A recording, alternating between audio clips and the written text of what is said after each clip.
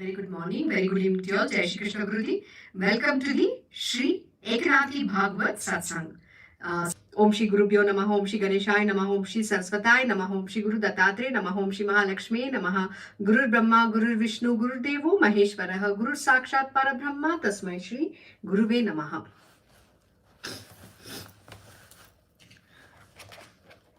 We'll begin chapter 1. We'll continue from where we stopped, that is verse 68. We have completed. Now we'll begin Shri Ekanathi Bhagavad, verse 69. Now we will bow to the family deity as she is united in oneness with Ekanath, the author himself. She does not allow any other talk except about oneness. She has shown me only oneness of her nature, and therefore in the society and in the isolation of the forest, I am seeing only one thing. She, being Ekavira, resides singly in the ears and mouth. She assumes both the forms of Shiva and Shakti, God and his power, in her oneness, and shows herself off as one and becomes pregnant, herself giving birth to one great warrior without any other's help. She delivered Parshuram, who is the personification of spiritual understanding, that is Bodha, and who is feared by very proud warriors all over the world. He was born and he killed his mother, who is the Maya, and by obeying his father, he pleased him, and therefore he became victorious in the whole world. Sahasrahara Arjun, who was the embodiment of desire and anger, was killed by Sri Parshuram, and who was deprived of his kingdom, which he gave to people of his own caste, that is Brahmins. He killed his own mother, but got her revived, and that goddess Renuka is our family deity.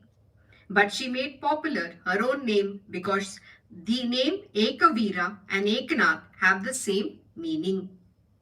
When she was killed, there was transformation in her nature, and so the Divine Mother dropped her anger and became very quiet and peaceful. She put him in her lap and gave him a great promise that if her name is remembered in any calamity, she will help and give peace. In order to declare loudly the victory of this mother, I utter the words Udo Udo, meaning that I wish that the power of this mother may rise. She herself has placed the fetus of yoga in my intellect and has become manifest herself. Now we will bow to the Guru Janardana, who is like a lion killing the elephant of mundane life, who is equal in aloneness and multitude, and who is always complete in himself, keeping a benevolent eye towards all in an equal measure. He is such a Guru by whose grace the sadhakas do not see the limbs of the body, though they live in the body, and by whose glance the hurricane of mundane life suddenly becomes false as a dream. He is such a Guru by the grace of whose vision the unseeable is seen without having the object of attention, and by the very power of the position of the Guru and the sense of being a witness to anything disappears and is forgotten. He has kept me alive without the inward jiva, killed the death without death, indicated the invisible directly, showing it by depriving me of the eyesight, and afforded the power of seeing to the whole body. He has made the body bodiless within the body only, and removed the state of bodilessness also afterwards. But surprisingly enough, he removed the idea of removal also, so that what remained only remained as remnant. By this power, by his power, the existence disappeared. Together with non-existence, the doubt went away together with doubtlessness. The wonder was drowned in astonishment, and the self-joy became insane and imbalanced. There I became devotee, but saw that the God is within the devotee, and I saw that the object of devotion, the person who is the devotee and the act of devotion were all completely annihilated. So what he's saying is simply, he's talking about now paying obeisance to unto his Gurudev, who is Janardhan Swami. Now, what is he saying? He's saying the aspects of who this guru is, how the guru is very compassionate, benevolent, very kind. I was reading something very beautiful just now. It says, Swami, Chidananda has talked about it. He says, just looking at you, the world should understand the divinity of your guru. What does that mean? It means how you evolve, how you behave will directly show who your guru is. Because it's we who represent, because we are learning from the master. Tomorrow, when we do not follow this path or we don't follow his teachings, everybody, they will not say the disciple is bad. They will always point out that the guru is bad. So how you, just looking at you, the world should understand the divinity of your guru, which means it is you who have to evolve. That is the kind of teaching which your Gurudev gives you. So it is for us to put effort so that the glory of your guru can be known in all the three worlds, because he is the greatest of the greatest. There is no words that can describe the greatness of this master, because he wears himself out day and night to teach, to impart knowledge, to serve everybody selflessly in this universe. So let us continue. The salutation took away itself. It was not known where the person offering the salutation disappeared, and the object to which the salutation was due became devoid of the sense of being or non-being, and therefore he himself became that object. The object to be seen and the observer of the object both died at the same time, and the vision disappeared by swallowing the seeing. Now, everywhere, everything became God. And therefore, the devotee did not assume the position of a devotee, by which automatically the God forgot his nature and lost his godhood. The God filled everything by his nature of godliness, and therefore the devotee did not exist as a devotee. Both the relations were gone, and only the immensity remained in its measurelessness, in the loss of duality, which is none else than unity. What is he simply saying is, when you merge in the divine, then the identity between the devotee and the God disappears. So you become one with the divine Lord. That's what he says. And the duality doesn't exist at all. Everything is God alone. Even the devotee, the object of devotion, everything is divine alone. It is God alone. So sacrifice went into oblivion, taking with itself the non-sacrifice enjoyment, flew away with non-enjoyment. Yoga was merged together with absence of yoga. And the pride of eligibility, that is capacity, also was lost. In all this, there is a speciality. The man who, though enjoying Sayujya state, which is final liberation, becomes an absolute servant of God, experiences that juice of joy, which is completely non-destructible and beyond any logical calculations. So what is he saying? You attain Sachidanand. That is the yoga, that is oneness. So everything goes away, and what remains is just that oneness, the blissful state. The proverb, you have to become Shiv and then only you may worship Shiv, is applicable to this state only, as described earlier. Otherwise, to talk is futile. It is only the expression of words, which will not enable anybody to attain the reality. In this grand enjoyment of being a servant, though being finally free, Narad sings and dances, and because of this joy only, sages like Shuka and Sanaka, etc., have become the devotees of the reality of this well, that is Swarupa. When there is high tide in ocean, the creek area is also filled with its water. Similarly, God had given me godhood and made me his own devotee, or really speaking, the devotee of Atman. The sea and the river have in them the same water, but where the river meets the sea, the beauty is something quite different. Similarly, when devotion is offered to God, while maintaining unity with him, the joy of that bhajan is doubled. Absolutely. So what is he saying? See, when the river comes and merges in the ocean, it becomes one with it. So it becomes ocean itself. Similarly, a devotee in devotion, when he sings the bhajan, he merges in the divine Lord. What is he saying? Similarly, when devotion is offered to God while maintaining unity with him, the joy of that bhajan is doubled. So you're maintaining that oneness with him. When you sing the bhajans, you become one with those words, those expressions. You're lost in the divine Lord. And there is no separation. You're just in oneness, in that blissful state. The left and the right are the two sides of one body, and both the names are applied to the body only. Similarly, though there is apparent division between the god and the devotee, it is true that in the god the unity of both is experienced. Similarly, the Guru Janardana has honored me as one belonging to himself and has turned me into a devotee in the state of unity. But he himself is handling me, using me by giving incentive to my body, speech, and mind. So, what is he saying? It is the words of the Guru's wisdom. Nobody is capable of doing anything independently without the grace of the Guru.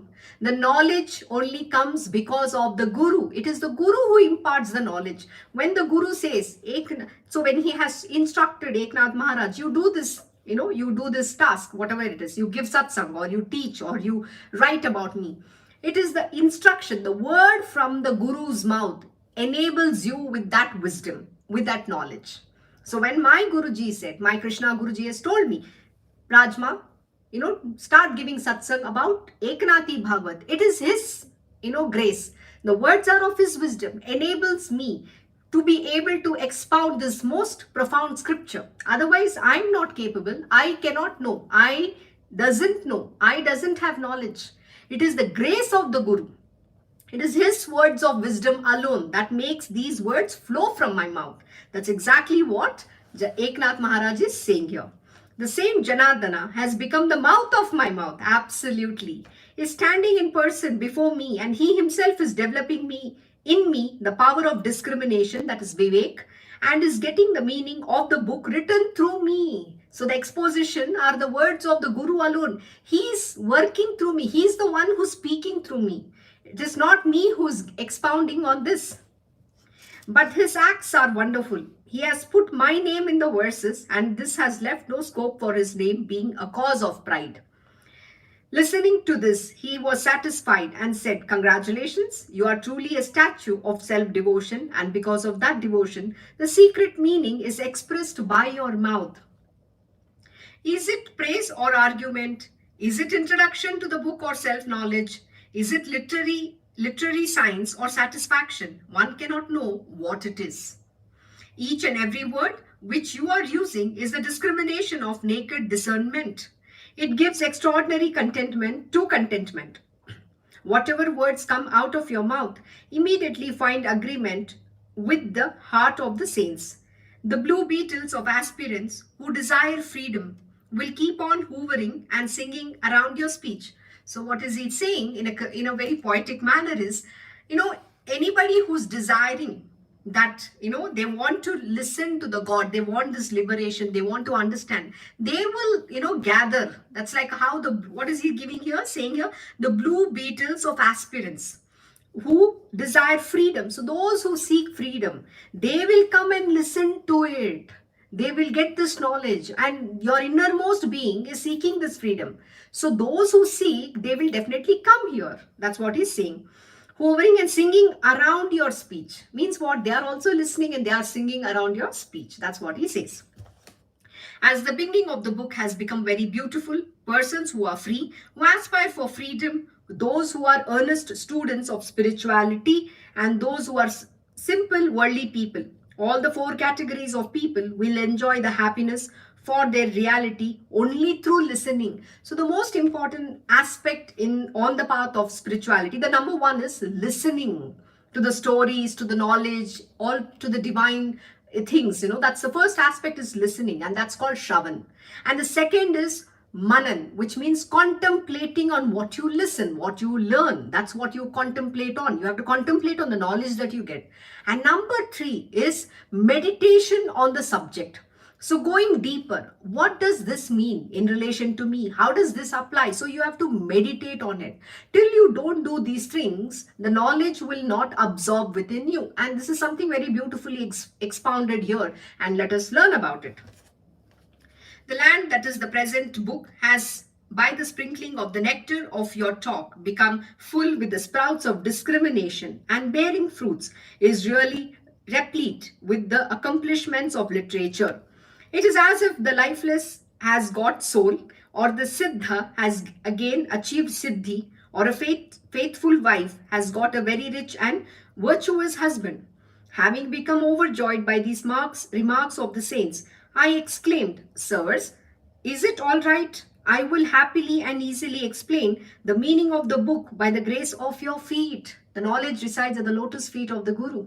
It is at his feet that the entire universe rests. We take refuge at the lotus feet of the Guru. His feet is so beautiful that there are no words to describe the greatness of his lotus feet.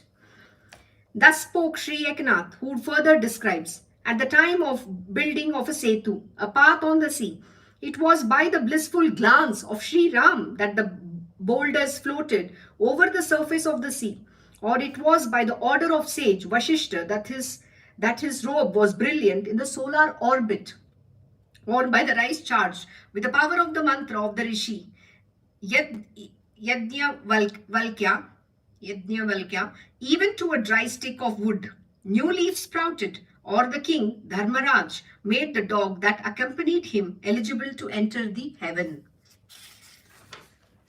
Similarly, the publication of the book with my name as author is indicative of the glory and the power of the order given by my Guru. When we see the positions of stars and planets as based on the word Eka and Ekadasha, it is one and the same, and as the totality is seen in the one, then its value as 10 becomes 10 times more than that of 1.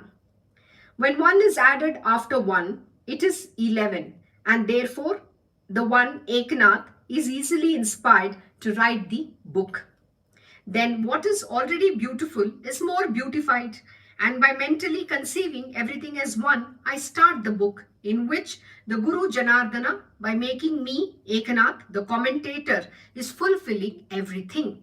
So without the grace of Guru, not even a little bit of wisdom even comes in. You can't do anything. So acknowledgement has to be always to the divinity, especially your Gurudev, because knowledge comes only from him. Guru is the doorway to God. Without the grace of Guru, nothing works in this world. So honoring the Guru, revering him, and being subservient, being absolutely submissive unto the lotus feet of the Guru is very, very critical for the development of spirituality, for your upliftment in spiritual world. And if you want to spiritually evolve, this is a must. And you know what? Those who get this privilege of having this divine being in your life is something priceless. So revere this moment and learn and evolve and attain the liberation or Sachidanand. So let us continue. Now, after seeing the end of the 10th skanda, that's division of the whole Purana, that's the 10th canto, the Lord of the world himself has started the beginning of the 11th canto, which is the beginning of this great volume. Therefore, this commentary on the 11th skanda is being written by Eka, that is Eknath, on the 11th day of the month. And I am sure that in its uniqueness, the commentary will be able to enjoy the happiness of oneness and aloneness. So he's talking about who's the Lord here. He's referring to Lord Shri Krishna Bhagwan. Now he's going to be giving the commentary on the Uddhav Gita, which is the last message of Shri Krishna Bhagwan, which he imparted to Uddhava. Now I bow to Vyasa, Valmiki and Bhargava, who is called Ushana, that is Shukra in Puranas, who are all great poets. I pray them that they may see to the completion of this book, for which they should, by their knowledge, sharpen my intellect. I also bow to the great scholarly Sri Shankaracharya to help me explain the meaning of the book, because it is he who is giving less importance to the ceremonial aspect of religion and has spread the light of the sun of knowledge all over the world. I also offer salutations to the commentator of Sri Bhagavat, Sridhara, whose commentary is having deep meaning. I also bow to the various other commentators, poets and intellectuals having the power of knowing right and wrong, and request them to turn their attention towards listening to the commentary which I am going to speak. Further, I bow before the Prakrit, poets of great name and fame like Sri Nivrittinath, Dhyaneshwar, Namdev and Changdeva, who are very fortunate to have received the great blessings of their Guru. I put my head with a sense of respect and unity, with great devotion at the feet of those poets mentioned above, reading of whose books gives knowledge to common people. So we have to always honor everybody. Here, what is Eknath Maharaj doing? He is honoring everybody because it's a very important thing. First, we have to worship, we have to get their blessings.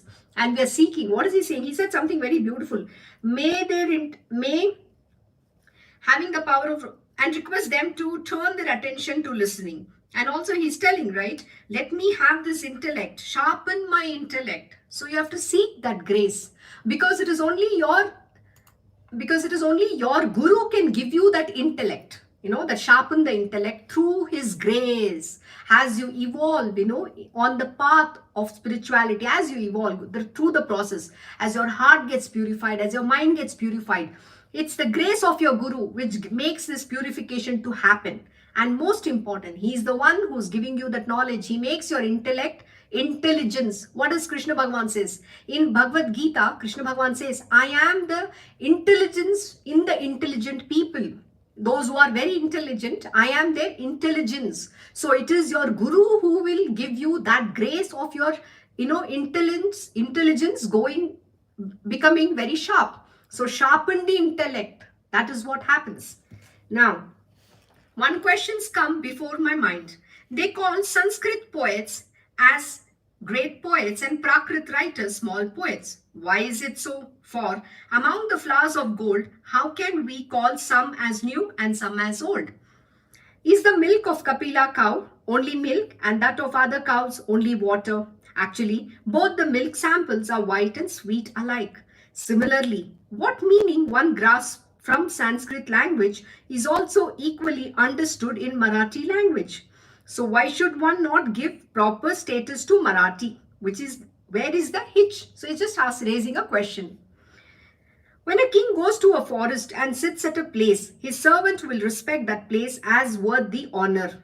If the servants will not go there to serve the king, he will definitely punish them.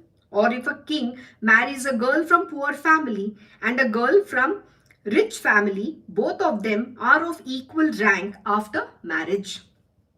The names of ordinary articles useful in family life are different in various languages. But the names of Sri Ram and Sri Krishna, etc., which are proper names, are not changed because of the change in the language. Yes, what is he saying? See, Sri Krishna and Sri Ram, any language, that is the name. You can't change it. Can you call it something else? Absolutely not. Sri Krishna Bhagavan is Krishna Bhagavan. You can say it anything. We say Lord Sri Krishna Bhagavan, Sri Krishna Paramatma. The same way it is Sri Ram. The power of the name is so important because that's who they are. If Sanskrit is the language of gods, does it mean that Marathi is the language of robbers? So put aside these fruitless arguments born out of illusion and pride. It has no meaning. In short, the story of the Lord may be in Sanskrit language or Marathi language. Everybody will agree that it is decidedly sacred only.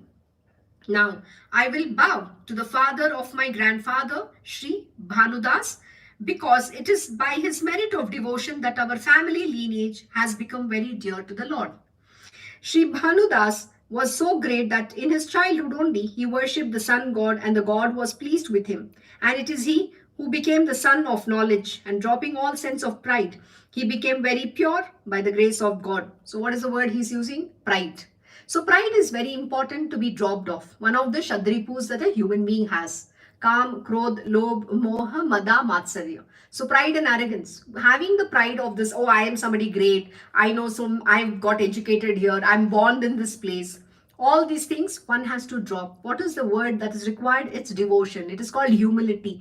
Knowledge comes when you are subservient, when you're humble.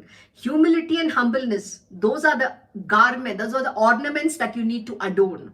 That is what will enable you to get the knowledge. Not with a sense of highness, pride. This is Eknath Maharaj talking. Have you seen him? All the respect that is giving. That's a very important thing. And in the material world, people with little knowledge think they know too much. So we should never have the ego of knowledge. My Krishna Guruji will always say this. The knowledge, when you have the ego that I know, you will start falling off the path. You know why?